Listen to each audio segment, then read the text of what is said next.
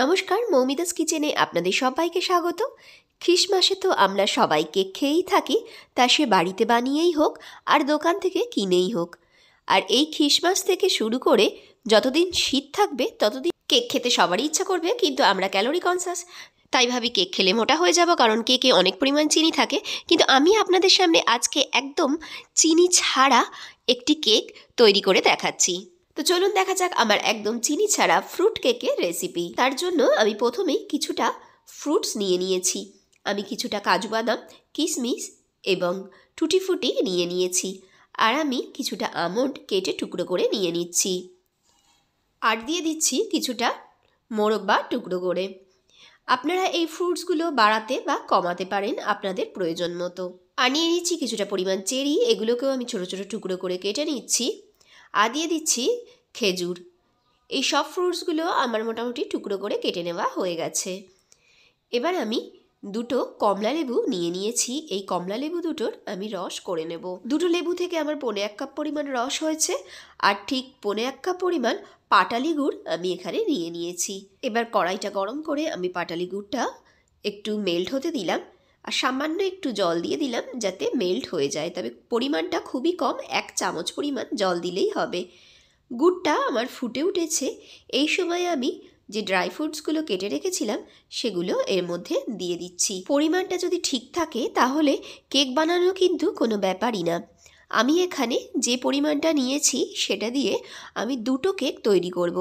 আপনারা একটা কেক তৈরি করলে পরিমাণটা ঠিকের হাফ করে নেবেন। যাদের চিনি খেতে সমস্যা নেই তারা গুড়ের বদলে চিনি একটু ক্যারামেলাইজ করে নিয়ে তারপরেও এই ফ্রুটসগুলো চিনিতে ফোটাতে পারে। গুড়ে আমি 1 মিনিট পরিমাণ এই সমস্ত ফলগুলো ফুটিয়ে নিয়ে গ্যাসের ফ্লেমটা অফ করে দিয়ে একটু ঠান্ডা করে নিয়ে তারপর যে কমলা লেবুর রসটা করে রেখেছিলাম সেটা এর মধ্যে অ্যাড করে নিলাম।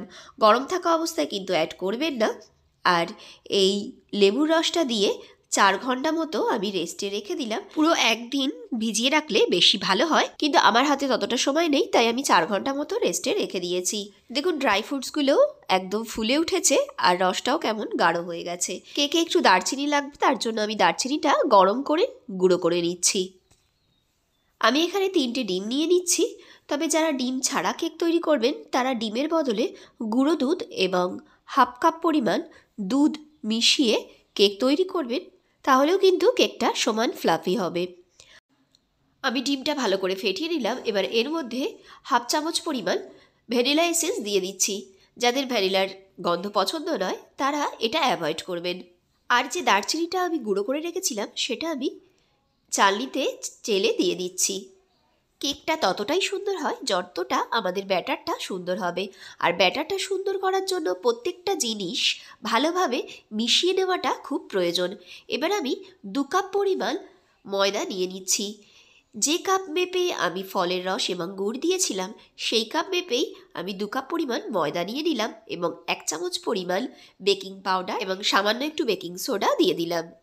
এবার আমি এই স্ট্রেনারের সাহায্যে ভালো করে চেলে নেব যাতে সমস্ত জিনিসগুলো ভালো করে মিশে যায়।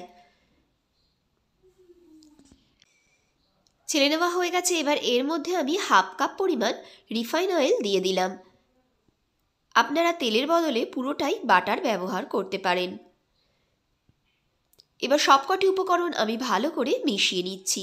এবার আমি এর মধ্যে ড্রাই ফ্রুটসটা অ্যাড করছি।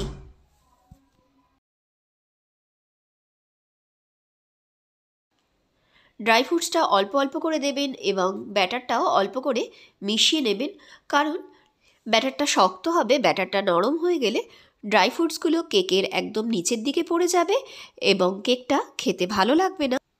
দেখুন কেকের ব্যাটারের ঘনত্বটা ঠিক এই রকম হবে। এবার আমি এর মধ্যে একটু বাটার অ্যাড করছি। বাচ্চা থেকে বড় এই কেক কিন্তু সবাই খুবই পছন্দ করে। আপনারা এরকমভাবে কেক বানিয়ে রেখে দিতে পারেন এবং বাচ্চাদের টিফিনে দিয়ে দিতে পারেন। বাচ্চাদের পেটও ভর্তি থাকবে এবং হেলদিও।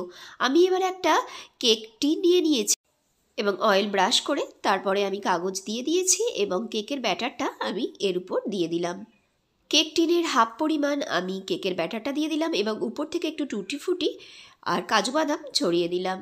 আমি প্রেশার কুকারটা আগে থেকে প্রিহিট করে রেখেছিলাম। ওর উপর একটা স্ট্যান্ড বসিয়ে আমি কেক টিনটা দিয়ে দিলাম এবং সিটি এবং গার্ডারটা খুলে নিয়ে আমি ঢাকনাটা আটকে দিলাম। দেখুন ৪৫ মিনিট হয়ে গেছে আর কেকটাও আমার একদম ফুলে উঠেছে।